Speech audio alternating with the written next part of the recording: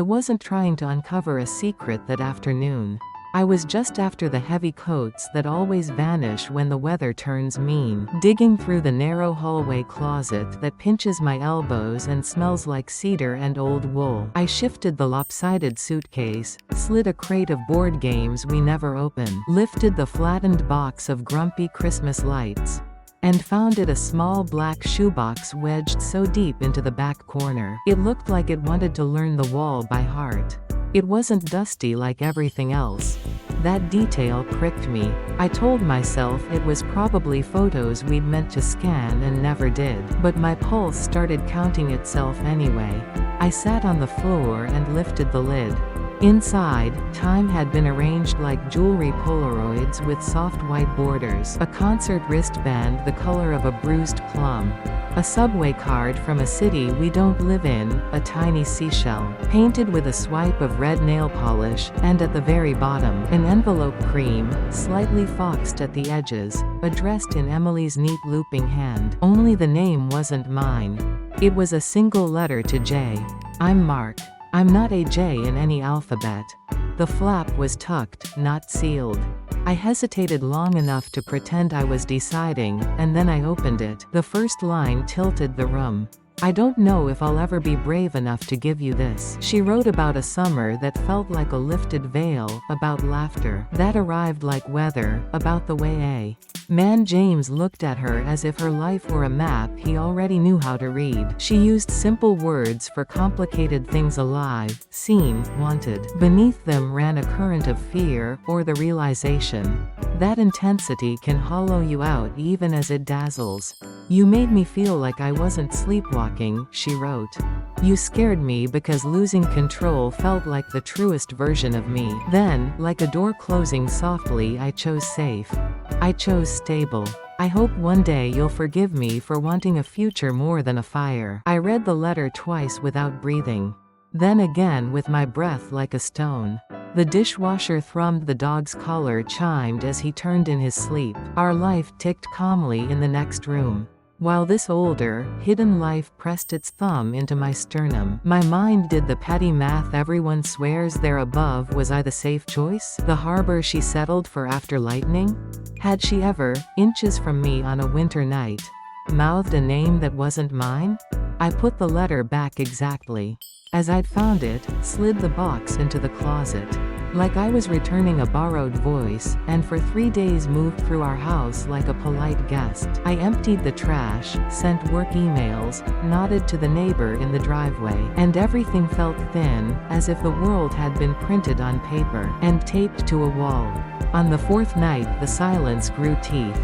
We were on the couch with a sitcom babbling in the background, a bowl of popcorn between us. Who's Jay? I asked, too evenly. Emily set the bowl down as if it had become fragile. She didn't play dumb, she didn't reach for a lie. And then put it back, embarrassed. She nodded once, the way you acknowledge a long-delayed knock. You found the letter, she said. I nodded. It's old, she said. Before you. But not gone, I answered. No, she said, and then, gentler, no, it wasn't gone. But it wasn't living here either. We sat in the canned laughter's echo. Finally I asked, did you love him? Yes, she said, and the word fell like a coin into a well without a bottom. Did you love him more than me? She shook her head. It wasn't more, she said. It was combustion. There was no oxygen in it. I was a version of myself that mistook adrenaline for truth. She looked at me like I was both the problem and the answer. Your air, your oxygen. I wanted her sentence to fix the ache, it didn't. That night I lay awake counting the faint ticks of the vents, replaying films of us. The first apartment that smelled like paint, the cheap ring we laughed about and kept anyway, the Sunday mornings burritoed in blankets, while the dog snored between us, the fight about dish soap that wasn't about dish soap. Somewhere in those reels I searched for proof that I wasn't a consolation prize but a deliberate choice. The next morning I made coffee and said I needed footnotes, not headlines. Emily surprised me by saying yes. We drove to her old neighborhood, fogged bakery windows, narrow streets. Over coffee she told me about the July she met James on a borrowed roof. The way music from another party rose like heat waves. How they spent hours naming constellations they couldn't see. She sounded annoyed with her younger self, amused and a little tender. I loved how the world tilted, she said. I also loved feeling necessary to the tilt. That's a dangerous love, the kind that needs you to keep the spin going. She didn't flinch from the unpretty parts. She told me about the night he asked her to pack a bag and let the city shrink in the rear view, how something in her thrilled and something steadier shook its head. She wrote the letter the next morning in a diner with sticky menus, hands trembling, coffee cooling. She never sent it. He left anyway. She kept the letter not as a shrine, she said, but as a molted skin proof she'd outgrown the version of herself that believed love had to feel like a cliff. Still, choice isn't a spell that erases what came before. I learned that in small ways, the way my chest cramped when a song she loved came on, and I wondered who had taught it to her, the way I hesitated over a joke, because I didn't know whether it belonged to our vocabulary or a dialect she'd shared with him. I didn't want to live like an understudy. That night, after Emily slept, I took the letter to the kitchen table, and read it aloud to the empty room. I listened for the woman breathing in the spaces. I realized she was afraid of vanishing into any love, not just his. Choosing a future with me had been courage without fireworks, easy to overlook. Back from our errand of memory, I suggested we make a new box, not a repudiation, a redirection. We found an old tin with a dented lid and began filling it with humble relics. The receipt from the hardware store, where we argued about paint chips and then painted anyway. A scrap of ribbon from the bouquet I bought after our worst fight. A photo booth strip where the last frame is just our foreheads because the dog had butted the camera. I slipped in the keycard from the cheap motel. The night we forgave each other and ordered fries at midnight. Nothing grand, only evidence that ordinary can be golden, if you keep polishing it with attention. On the first real snow the power blinked, we lit the fireplace like a ceremony. I asked Emily again if she still needed the letter. She didn't answer right away. She read it one last time, mouth moving without sound, then set it on her palm as if weighing it. It taught me what I don't want to be, she said. I don't have to hold the lesson to keep it. We burned it together. The paper curled and blackened, words blanching to ghost gray, the room smelling faintly of singed sugar. We watched until the last ember quit, then sat with our socks to the heat, saying nothing because the quiet felt complete. You might think the story ends there, with a neat moral about choosing the present.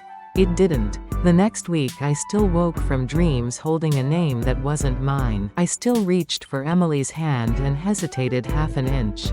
Healing turned out to be domestic and repetitive. Making the bed, texting when I was late, apologizing without the lawyer that rides shotgun with apology. It turned out to be surprising, to the afternoon. She emailed me a lunch plan just to pin a bright place in my day the morning. I left a note in her shoe, thanks for walking toward me. Later we sorted the closet where the shoebox had lived and actually donated the coats we keep rescuing from generosity. Sometimes I think about James the way you think about a city you've never visited, but have seen on postcards.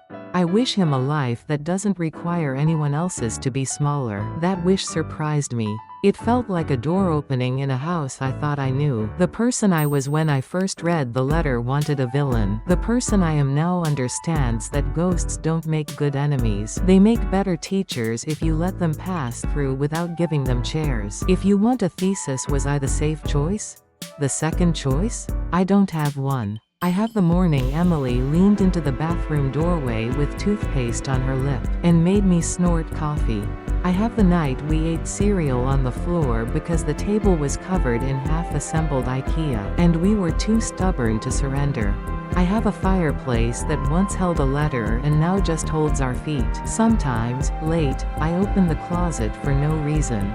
just to see the empty corner where the shoebox used to be. I breathe the cedar, listen to the house thrum like a quiet engine, and remember the man I was before to Jay. I don't miss him. He was sleepwalking with his eyes open.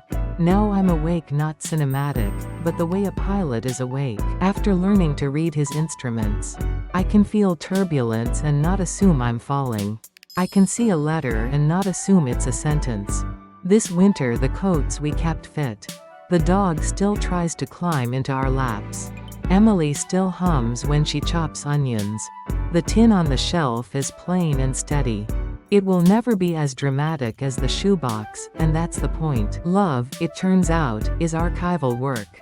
You label, you store, you revisit, you let go. And when the cold arrives brutal and ordinary as ever, you reach into the closet, find what will warm you, and step into the weather together.